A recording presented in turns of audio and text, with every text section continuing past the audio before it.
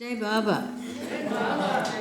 I have an accent, and so if I speed up, it's nervousness. Just quite willingly tell me to slow down, drop my jar and add my R's, and then we can understand you. What a lovely day I've had. I felt so welcomed in LA because when I first came to America, I came to LA. Yes. Francis said, "You've been in a cocoon all these years. I'd better put your hand in Phyllis Frederick's hand." I was a mail order bride. I'd met a guy in India and he sent me a plane ticket and a fiancé visa. And I was a bit bored being a gemologist and telling people how rich or how poor they were in valuation. So I took off and came here in late June 1979. And Phyllis was there to greet me, and I came straight with Jack Mormon, the said fiancé, to a Baba meeting at Phyllis's house. You had the old centre, the wonderful old centre, which I love so much. And I'll be darned, on the 7th of July, 1979, I got married in it. Who baked my cake? Devana. Who sang the song? Paul Bruchard, that film star, what's his name? Paul? Anyway, he sang Begin the Begin or something at the wedding, and I felt completely embraced by this large group, LA group, around Phyllis Fredericks. J California. And I became a Californian. And people in Australia ask me, where do you live and how do you live in America? How do you do it? I say, I don't. I live in Berkeley.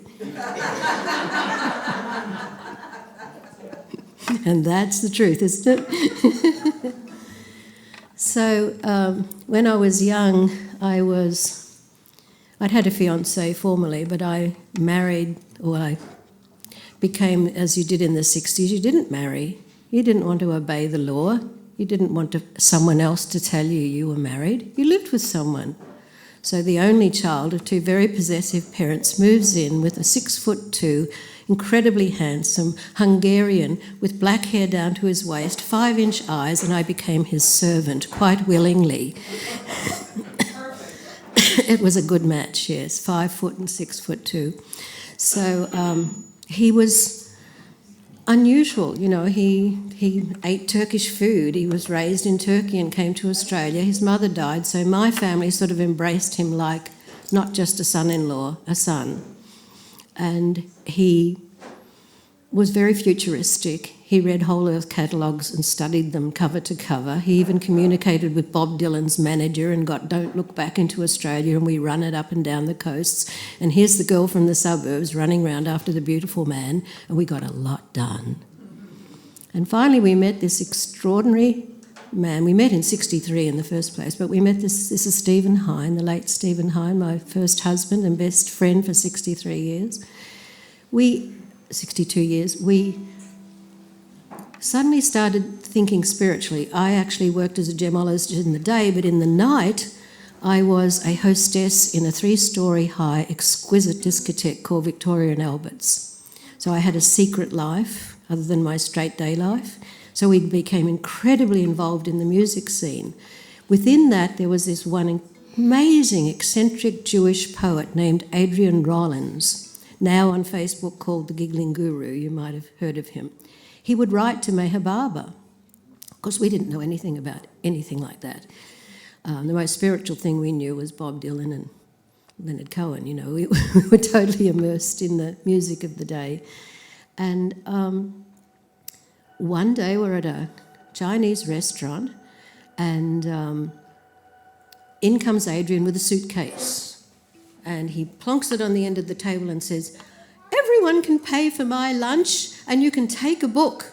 And he became famous about getting free food off people. If you see Giggling Guru, he's famous of raiding fridges, sleeping on the floor and traipsing about and quoting poetry for free lunches, Adrian Rollins. But he'd write to Meher. Well, it turns out when I thought about it, I'd actually seen him before when I worked in the summer at Macy's, Myers, and there was this guy who would be outside Macy's with a suitcase and he'd be handing out books and cards and things. I had seen him before. And then I remembered he used to say something funny with this strange giggling voice. "MeherBaba's gone!"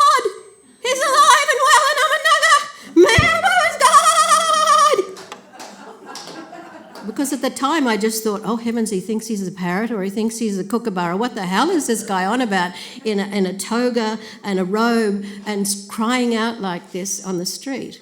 Of course, he was slightly God-mad. He was writing to the God-man. Well, the God-man didn't have the time to write back to him, so he'd have Francis write back to him. We would love to get those letters sometime. So here he is at the Chinese restaurant, back to subject, Chinese restaurant. So I just love turquoise, so I just picked the 3 turquoise books on the top. Do you remember what books used to be turquoise on the top? The discourses. The blue book. So they're all eating away, and I happen to be a very mental sort of person, even though I seem like a vague ditz bomb from the suburbs. So I open it, and what does it say? It essentially says in 2 sections that a superiority complex and an inferiority complex are no difference as far as the ego is concerned. They both have exactly the same amount of ego. I was shattered. I read it again, and I'm eating dim sum, and I'm thinking, how could that be possible? I've worked so hard at being humble and modest and having an inferiority complex and running around after God, this 6'2" gorgeous man all these years, and it's the same amount of ego? I was flummoxed. So anyway, we get the books home and I just can't stop reading this. I ring girlfriends, I run up and downstairs at our apartment, tell people about this amazing situation. And next thing, Adrian comes, he knocks on the door. And he wants a free meal and a bath. So we let him have a free meal and a bath, and he starts reading a letter that he got from India, from MeherBaba, we thought. We thought it was from MeherBaba. I just thought it was the most exquisite prose, the most beautiful letter I'd ever heard in my life. So that all goes along, and then Stephen starts getting into a lot of strange psychedelics, drugs and whatever, and there was no way to save him in this massive rock and roll heaven discotheque city that we lived in. And so a friend of his, who'd sort of fostered him after his mother died, had no one else in the world at all, suggested that he come up to Queensland and that we help on their organic farm and go to Queensland. So we get in our Volkswagen with the surfboard on the top. I sell off all my antique furniture. I tell Anthony Knight I'm not working at Bertie's anymore. I tell Dunklings Diamonds I'm not a gemologist anymore. And we took off. I did forget to tell Mum and Dad that we'd left the flat and that we were going. We were pretty out there.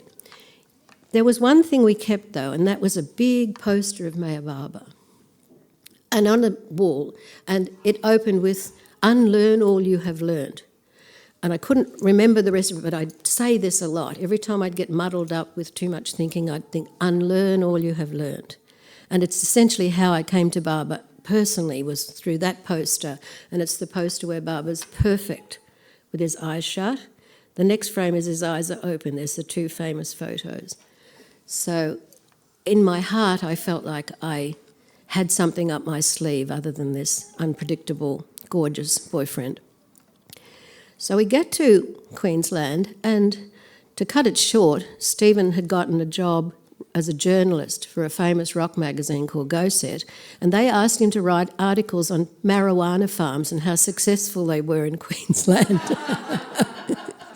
Well, we didn't know the rules then, you see. So not that I wasn't doing dope at all, but he had these needs to self-medicate, we call it now, you know. So anyway, the 7th or 8th person he interviewed was Sim Simons. Now, Sim Simons has been a Baba lover probably since 67, 68 too. And he goes into the house and there's this huge picture, the same picture we had of MeherBaba on the wall in his house. And he said, "Oh, my old lady's totally into that guy."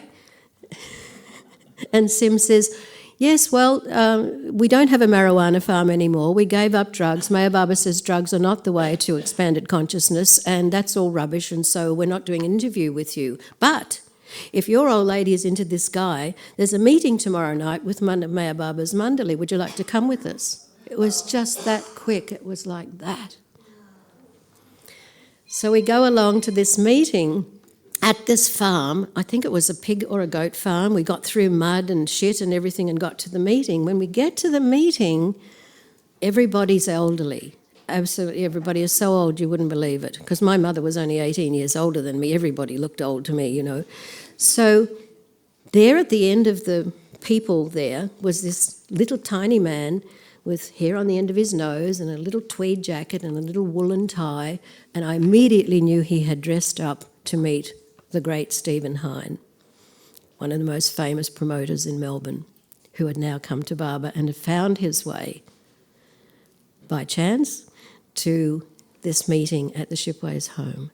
So when our turn came to meet him, he was very formal with Stephen, and I noticed how formal he was with him. He shook his hand, and Stephen had been silent, he'd tripped to the moon, he'd done everything, you know, he looked the part, but he was formal with him. But when he got to me, he said, "You look like a really nice Irish girl. I bet you make a great cup of tea." And I said, "Yes, I really can. I mean, not all these herbs and things, I can make a really good cup of tea." And he said, "Then you're the chaiwala." So I didn't know what to do. I was so nervous. I curtsied and said, "Thank you." But I didn't know what a chaiwala was, right? And I'd already accepted the job. I'm a girl of commitment.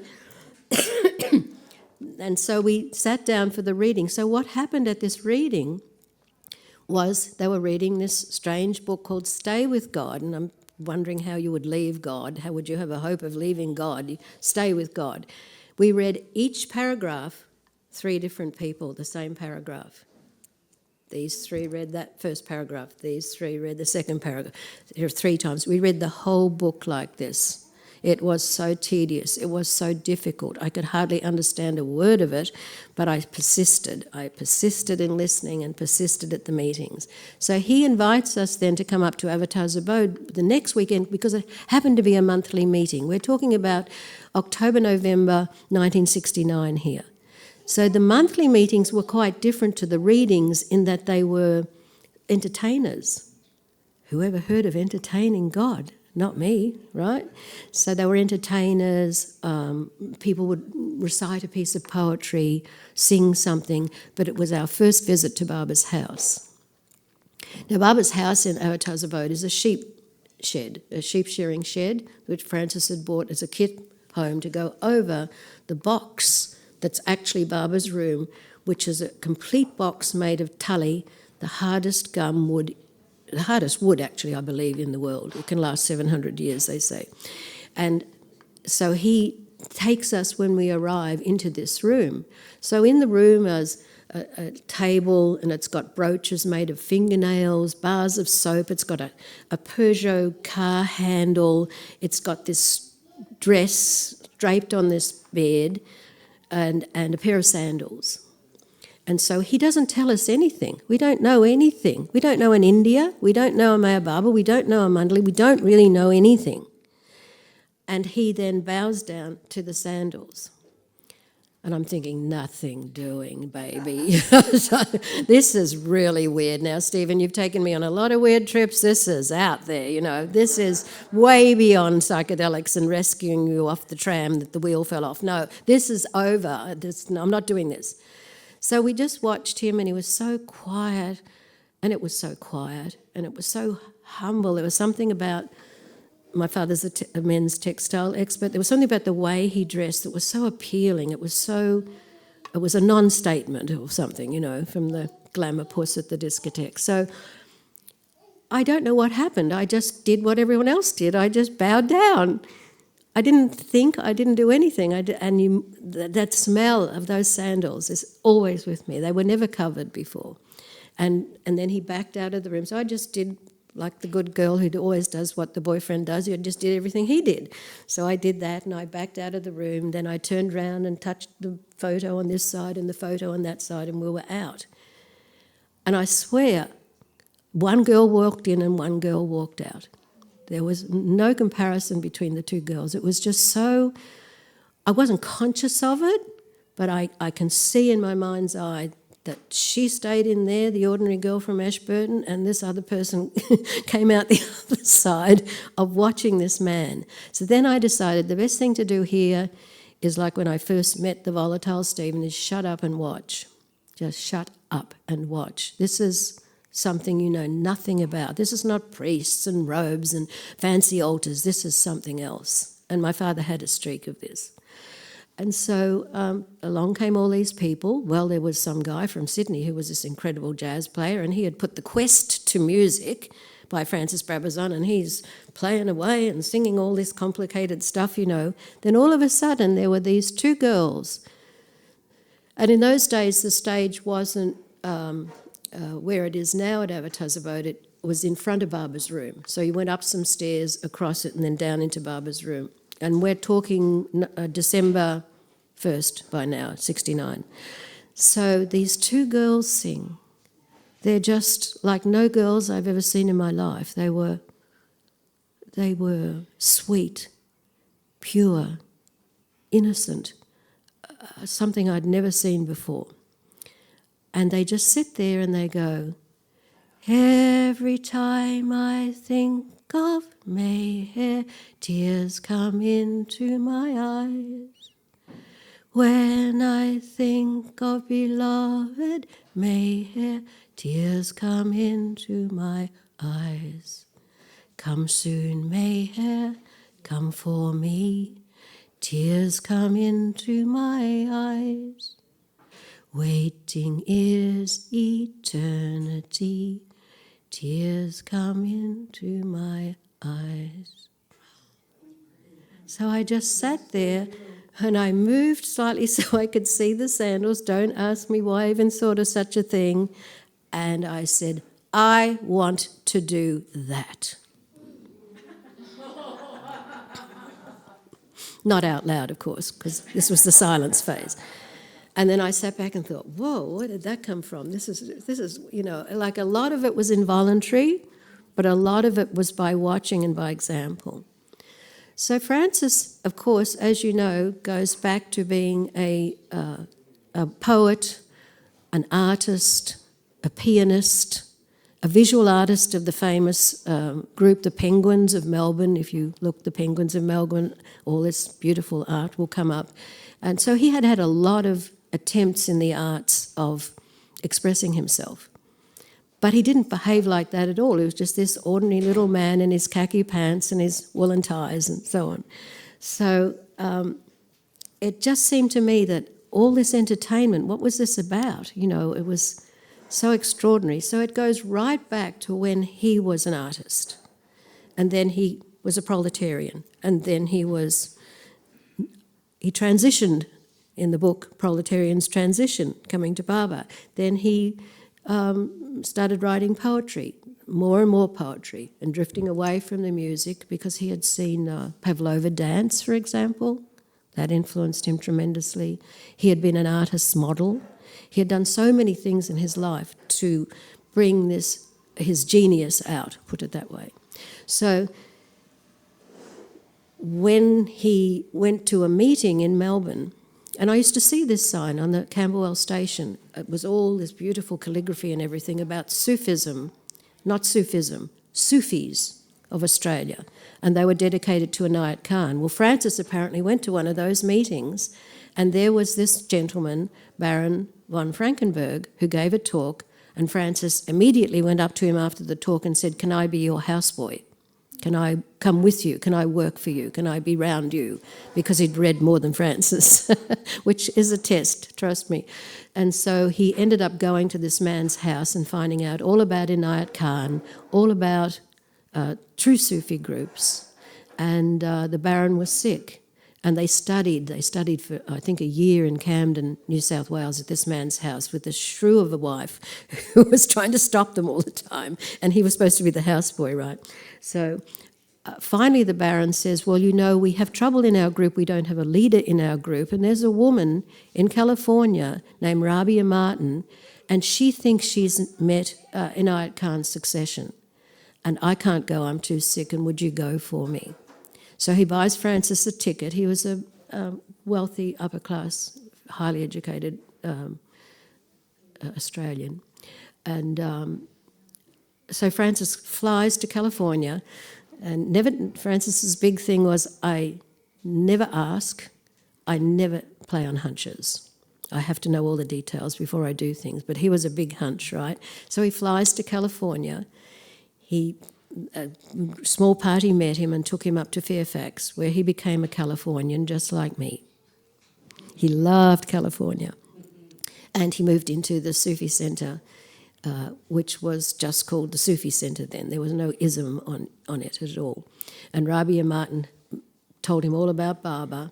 He and the Baron had read some form of the discourses before. Maybe they were in Divyavani or some books, but he knew quite a bit about the whole theory of Baba.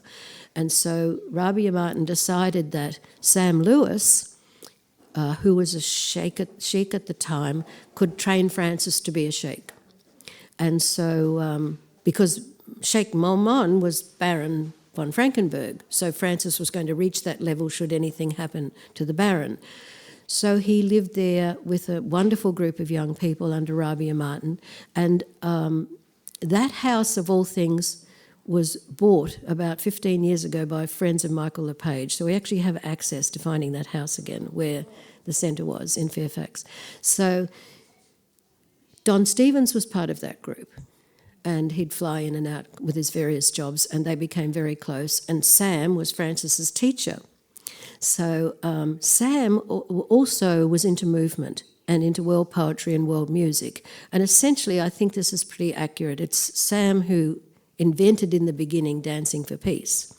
They'd have a Chinese night, and they'd have Chinese music, and they'd try and imitate some sort of Eastern dancing and so on. And this was all in Fairfax, mind you, in the middle of nowhere. This was all going on at this Sufi Centre with Rabia Martin. Then, of all things, she too got throat cancer like the Baron had. I suppose it was a lot of smoking in those days, I don't know. We're Racobites in my family, we don't smoke, so we don't know about smokers and smoking. So Francis stayed there like a year and a half to nearly 2 years, and Rabia passed, and he fell in love with this beautiful girl. She was a girlfriend of Rabia's daughter. She was a pilot. Anyway, she had a plane crash and she died. And all of his poetry after that, and Sam's poetry and Don's advice to Francis and so on, you'll see a video on YouTube a lot about that, just became a little sad. And it was like when one of our friends, when we were in our 20s, passed. You know, everything sort of changes with somebody passing. So by the time Francis left there and got back to us, and then she said that it wasn't Sam who was going to be the next Murshid. He was in line. It was Ivy. Well, Francis had a sort of repulsion for fancy people. You know, he was the proletariat at one point, and left of the left and Workers' Party, you know, that sort of type. And he left and went back to Australia before the Baron died. The Baron left him a lot of money. He left him money to open a Sufi centre in Australia and to buy land. And Francis actually bought Mayor House land in Sydney before the Baron died. So that land had sat there for a long time, doing nothing except paying rates and taxes on it. So that's essentially the solving of the problem. Was Francis ever Sufism oriented? He wasn't. He didn't know really anything about all of that. He knew about Inayat Khan Sufism. So in 1952 he heard that Meher Baba was going to America, and he did it again. He played a hunch. And he went to America and he became a janitor in an apartment block with a Baba lover. I think, what's his name, Bob? The Baba lover that Francis lived with in New York? Winterfeld, that's him. So Francis had to work through the day. Go, Bob. So you always know who's going to help your failing memory as you age. So Francis, of a night, could go out. So what did he do?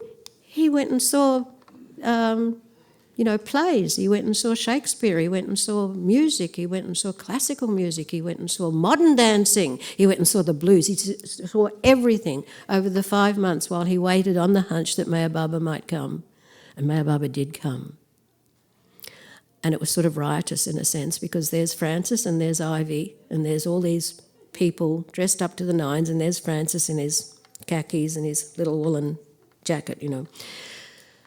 And so we know all about the 52 story. We know all about Baba's car accident. We know all about 56 and Francis building the house out of stone by apprenticing himself to a stonemason. He built the whole house. It's on YouTube. You can see him building it and cutting the stones of building Meher House. and it is glorious.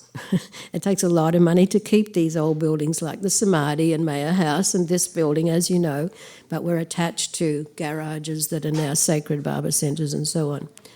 And then, of course, these two little old ladies, Ina, Lemon and Beryl, went to India because they saw in the newspaper a little ad that said, "Fly and pay later." Oh, an Australian borrowing? Wait a minute, you pay cash for everything, fly and pay later. And they took off and went to India without telling Francis, even though they were part of his little Sufi group. And in doing that, they invited Meher Baba to Australia, which Francis had never had the guts to do. And next thing, Francis gets a telegram that Meher Baba's going to come to Australia in 1956. That house had to be rushed and finished. And then, of course, once Francis thought to get a property in a better place than the city in Queensland, he drove up there in his Peugeot and asked a farmer were there properties for sale, and the one main property was the top of a mountain, a magnetic mountain called Keel Mountain, and that's the property of 100 acres Francis bought that became Abode's Abode. He sent a cable to Baba, "Is this it?" And Baba said, "Yes, this is it. Buy it now." And this is all with this inheritance from the Baron. He'd been penniless all his life till then. So we had Abode's Abode. So back to me being at Abode's Abode. So these musicians that were there in 1969, 1970 were all quite accomplished. They'd, Bob Welsh was a famous jazz musician. Richard Lockwood was in a famous group Stephen and I had helped to promote back in the 60s called Tully. A lot of these musicians were incredible musicians on this Saturday night monthly meeting. No readings, and some people reading a poem or singing songs, and the LePage girls, that was Jenny and Marie LePage, sang this, "Tears Come Into My Eyes." And a whole other world opened up for Stephen and I. And Francis knew that we'd been in promotion. He knew that we had been very successful in the world, and he saw that with admiration. And so that's how it began. And what was the theme of that? Entertaining the beloved.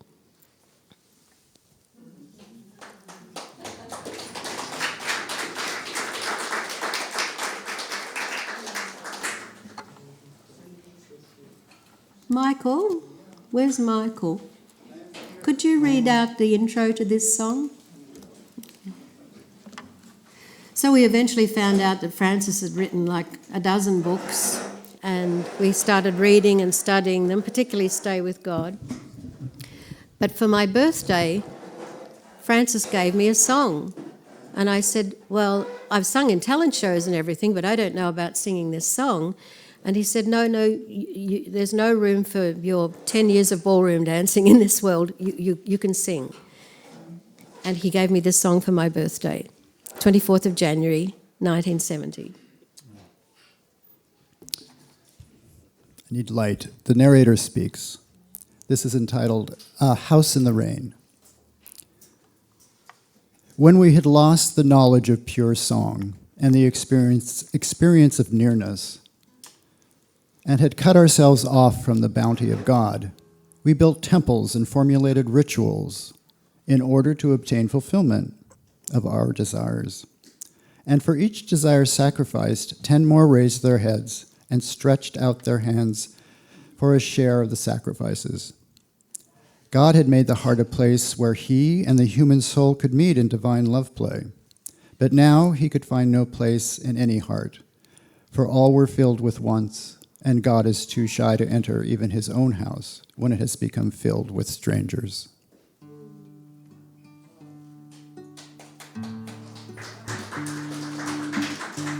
After having your friendship, beloved, I brought strangers into my house again. And when you came and found my house full of drunk and riot, your face was marked with pain.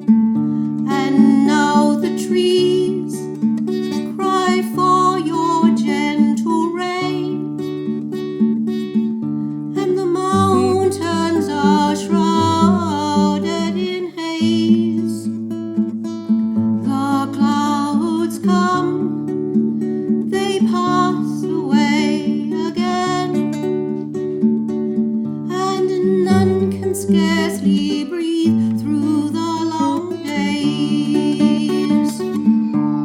What will happen to this land beloved if you do not free me from my blame? It will become a desert where nothing stirs, no birds sing and none repeats your name. I will sing with joy your lovely name. Drive out these strangers who have brought me shame, and you will come into my house again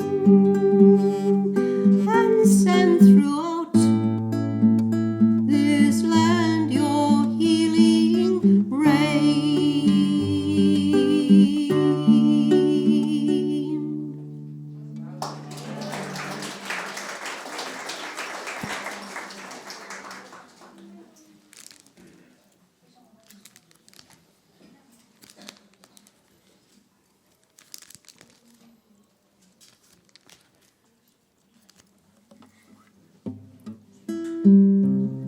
Then we heard about the East-West Gathering, one of the greatest moments in history of all the avatars, where the East and the West met at the Beloved's feet on the 1st of November 1962. And this beautiful song is amongst the songs. There are 29 songs in that book, all sung to Beloved Baba and approved by him.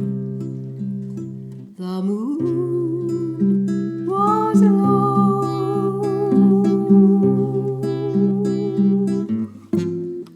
a silver sickle on a field of blue, when I met you,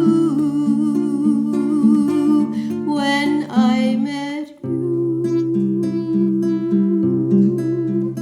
and loved you with a love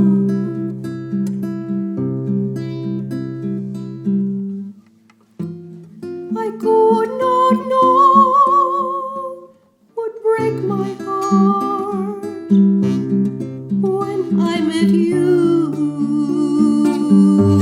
when I met you. All I knew was that I would go with you to world's end, for I was your shadow. The night was clear.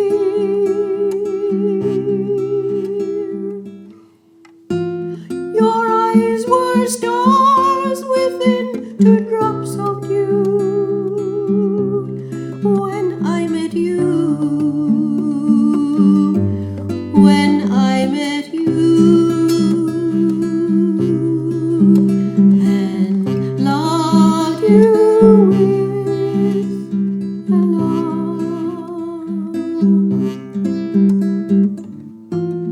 that had no fear, though it broke my heart, when I met you, when I met you.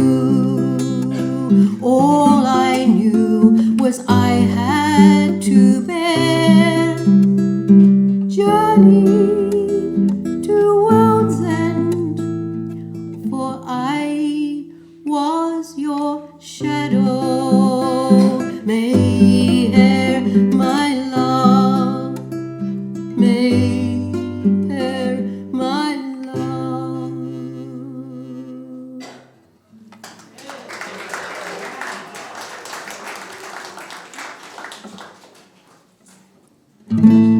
So Francis was invited to go to India, and he went several times before he became the resident Mandali poet, the mouth of the avatar of the age in poetry. We don't know the other avatar's resident poet. We do know this one. One time he got sick and Baba sent him to Meherabad to be treated by a Padri. And I believe that this ghazal was written at that time in 63. The tune is by Jim Meyer. You have expressed much loving kindness to me of late, bending down from your beyondness, tender, compassionate. Because of your loving kindness, I can cheerfully welcome death. For I know I will be born again with the smell of wine on my breath, bending down like a beautiful rain cloud, healing the parched earth. As a breeze from the hills, filling the night with your perfumed breath. Because of your loving kindness, I can cheerfully welcome death. For I know I will be born again with the smell of wine on my breath. I would only grieve if there were none to take my place in song duty. But you have lovers enough now to celebrate your eternal beauty. Because of your loving kindness, I can cheerfully welcome death. For I know I will be born again with the smell of wine on my breath. And will not my dust whisper inspired songs to the singer's ears, so that they will sing all night, sing till the pale dawn appears. Because of your loving kindness, I can cheerfully welcome death. For I know I will be born again with the smell of wine on my breath. And will not you in the dawn open to them your door, so that they will sing all night, sing until the wine you pour. Because of your loving kindness, I can cheerfully welcome death. For I know I will be born again with the smell of wine on my breath.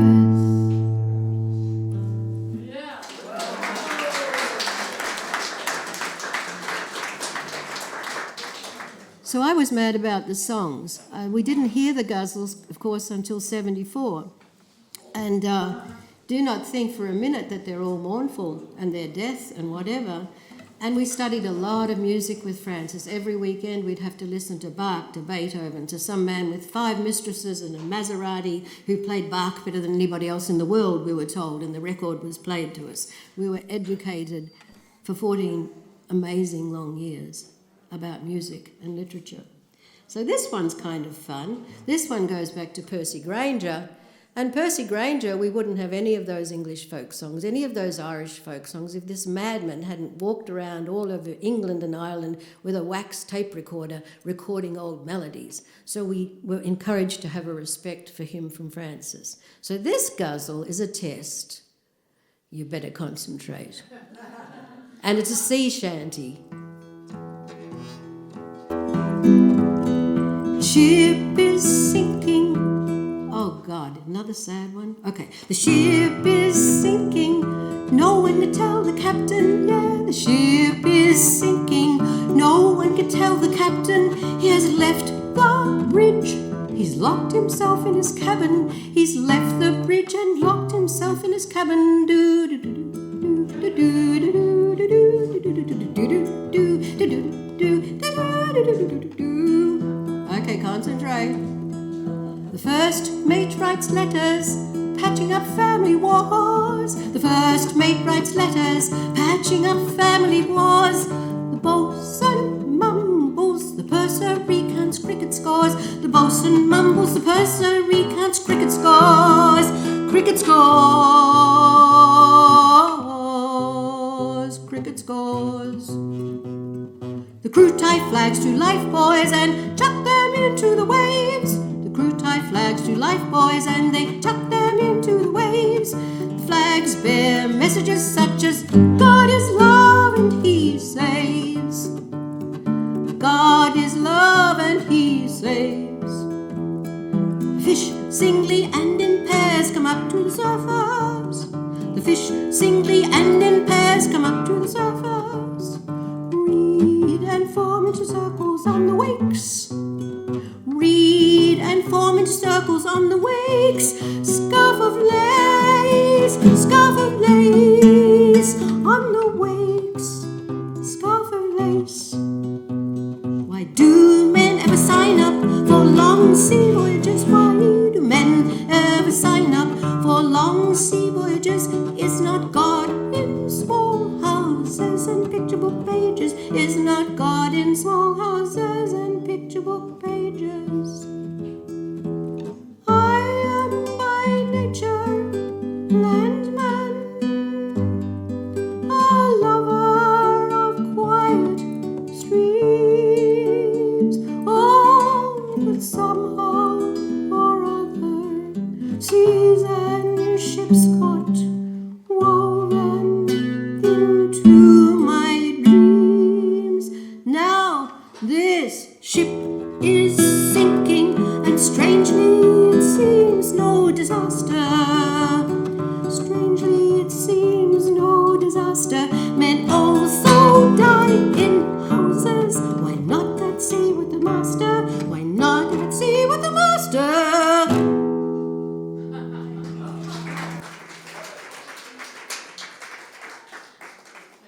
So Baba's locked himself in his cabin. The first mate writes letters. Erich. The bosun mumbles. Padre. The purser recounts cricket scores. Pindu. The crew tie flags to lifebuoys and chuck them into the waves. Mani's letters. The fish. Where the fish? The fish singly and in pairs come up to the surface. They read and they form into circles on the wake's scarf of lace, the centres, all over the world.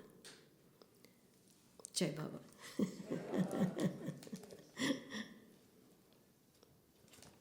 Oh, that's too gloomy. Okay, I'm shaking, but we'll give it a go. Meher's necklace.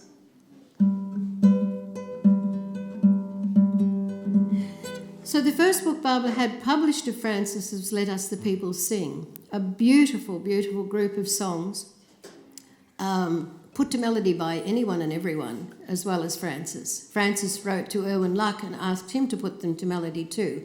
So we knew then that Francis did say, when someone said, that's not the right tune to Ghazal 1, Francis said, a man wouldn't mind if there was 100 tunes to Ghazal 1. This is Chris Gray. It makes you nervous. He had a 12-string guitar that he used to tune up for an hour before you sang, you know, and you were shaking like a leaf. God bless his cotton socks. Jai Baba Press.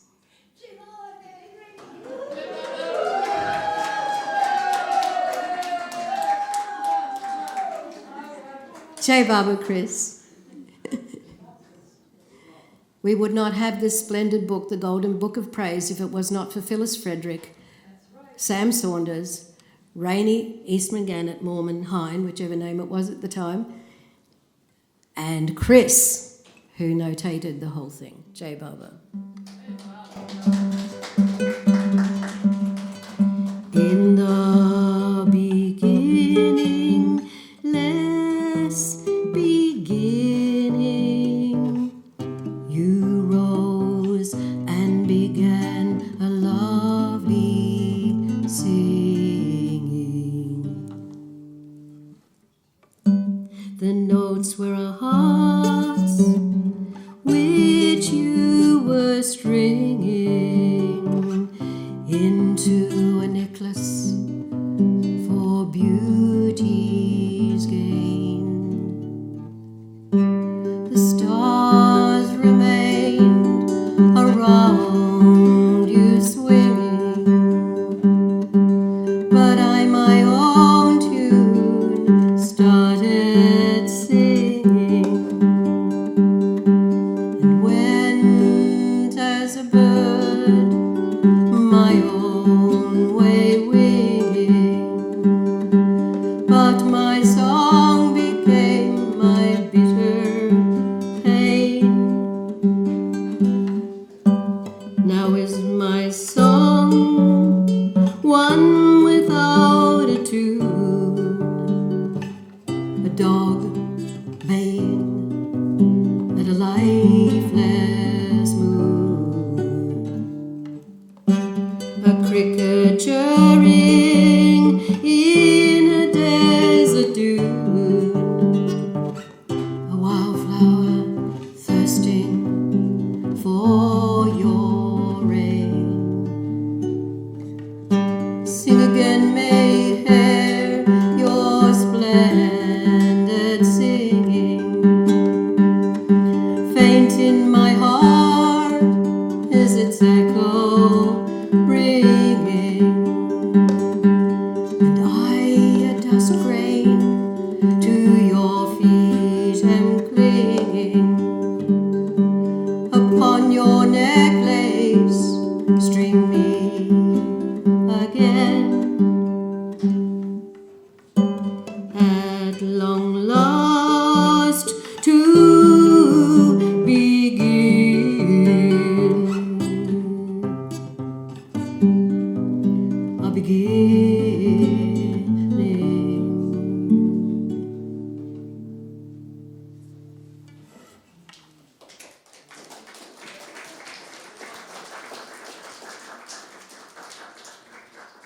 So when Francis went to New York, he came back on a merchant ship via New Orleans. He got to hear the real thing, not just on records, he got to hear the blues. He got reintroduced to Leadbelly, all of the famous blues people of those times. And of all things, he got to live with a young couple, Robert and Lorna Rouse, who were younger than Francis by 10 years and about 15 years older than the rest of us. They lived on Abode in the meadow cottage that I think you stayed in, Bob. Yeah. On a Monday, I went out walking. On a Tuesday, I stayed home feeling sad. Every great blues musician's written a 4-day week song. We're still workers' party, right? We mustn't forget this is in our background. We were all migrants here at some point. On a Monday, and what do we long for? The 4-day week. On a Monday, I went out walking. On a Tuesday, yeah, I stayed home feeling sad. On a Wednesday, I was with my friends a-talking. On a Thursday, though, I gave away all I had. Yeah, I gave away all I had, and I started hoofing and a-crawling and a-rolling to the feet of God. On a Monday, I was bright as a sparrow, but on a Tuesday, I was feeling like a louse. On a Wednesday, though, I sped just like an arrow, and on that Thursday, yeah, I arrived at God's house. I arrived at God's house and I started sweeping with my eyelashes the steps up to his door. And on a Monday, the Lord was very kind, but on a Tuesday, he turned his back on me. But on that Wednesday, yeah, he took away my mind. On a Thursday, his truth he made me see. His truth he made me see. His form and his beauty and his onlyness he made me see.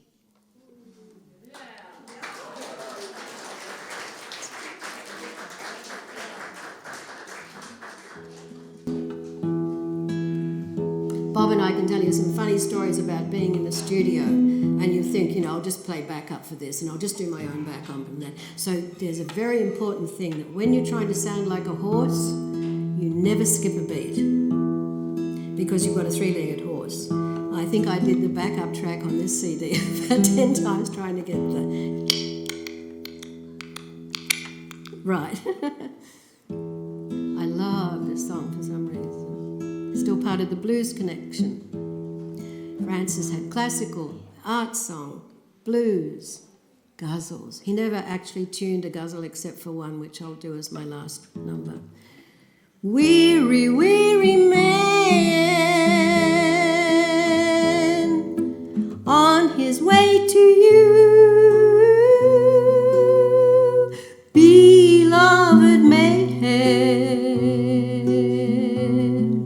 soon to rest at your dear feet, there to rest in the dust and glory.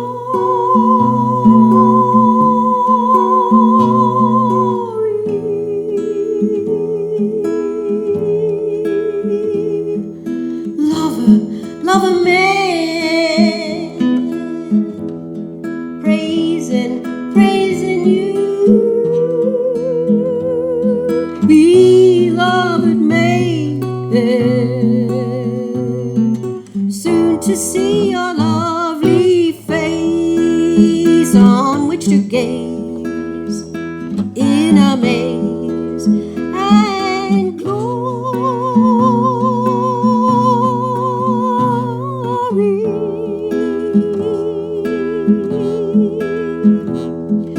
happy man, singing too, beloved maiden, soon to die by your dear grace, soon to die to himself in glory.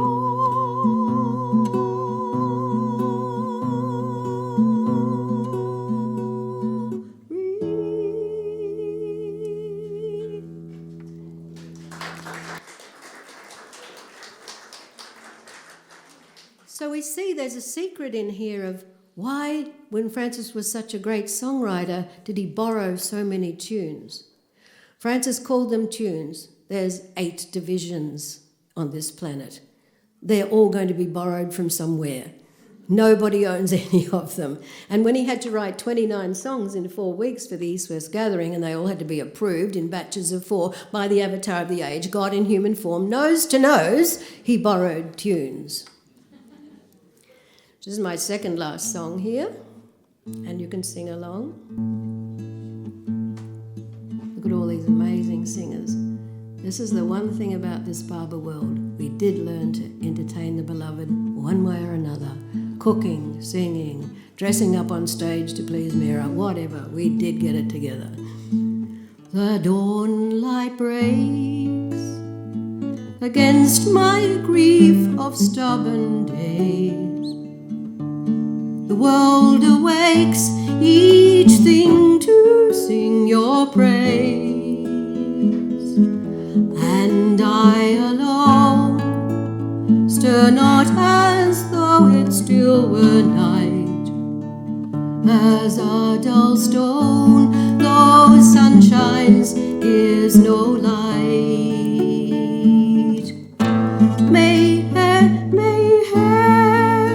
All things reflect your face so fair. In each that sings, you of yourself are aware. But though I see your winning beauty everywhere, unless you give me love, what is all this to me? The dawn light blooms within each heart, and nightingales their songs resume, which tell of sweet sad tales.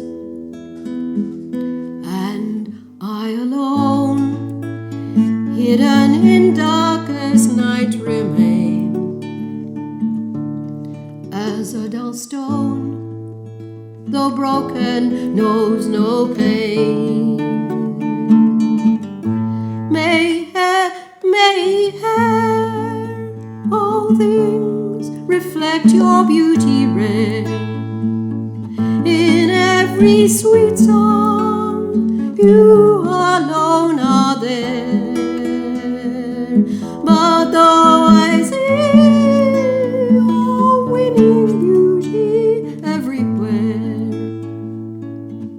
unless you give me love, what is all this to me?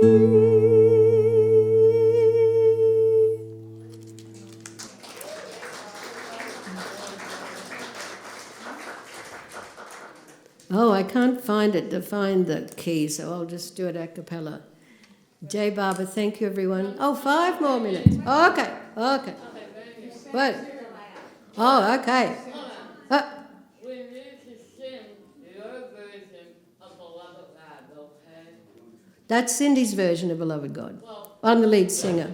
Yeah. She tells everyone it's her voice, but it's really my voice. Okay. I love it. All right. We'll do that as the finale. Okay. Yeah. You can't beat the Beloved God prayer. No, she's right. She's absolutely right. She's always right. She's our Debbie. But I wish I could find the chords to this thing. Bob would play it in a trice without finding the chords. I'm no guitarist, as we know. Here we go. No, we'll just wing it.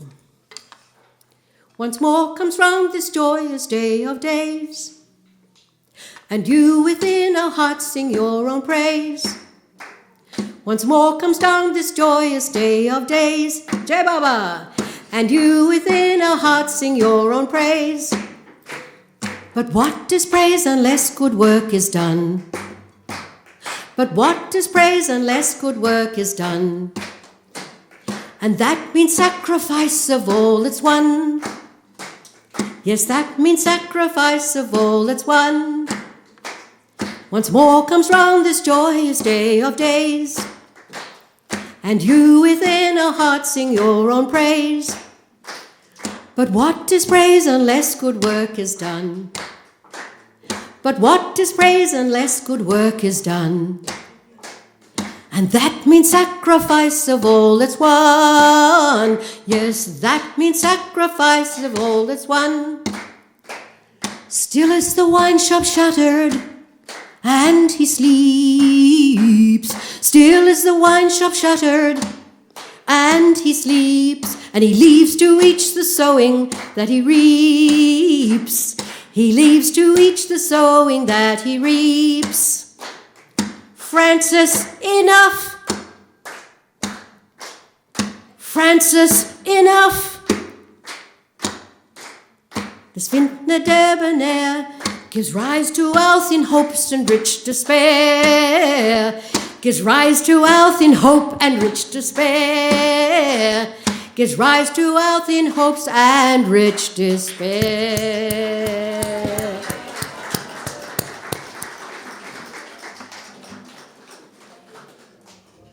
Okay, she wants the Cindy Lowe version of Jai Baba. I think it's time for lunch. Beloved God, this version. Help us all to love you more and more and more, and more and still yet more, till we become worthy of union. What's the next one?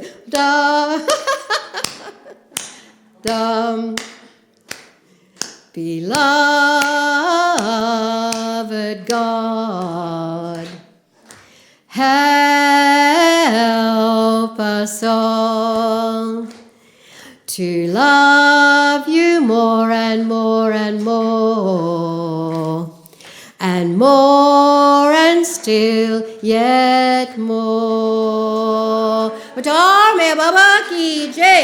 Lotar MeherBaba ki jai. Lotar MeherBaba